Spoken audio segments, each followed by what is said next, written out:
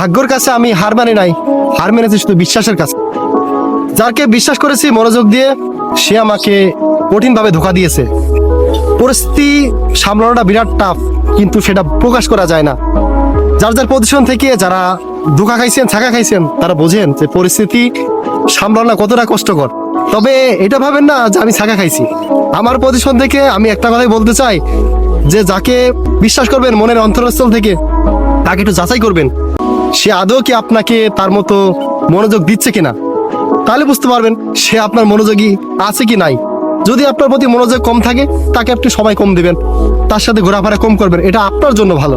যদি মনে করেন যে না, আমাকে সে মানে অজুহাত দেখায়, তালবানা করে আমার কাছে সাইড কেটে চলতেছে, আপনিও সাইড কেটে চলেন, এটা আপনার জন্য ভালো, ভবিষ্যতের জন্য ভালো। কারণ কাছের লোকগুলো আপনার ক্ষতি করার জন্য যথেষ্ট, দূরের লোক লাগে না।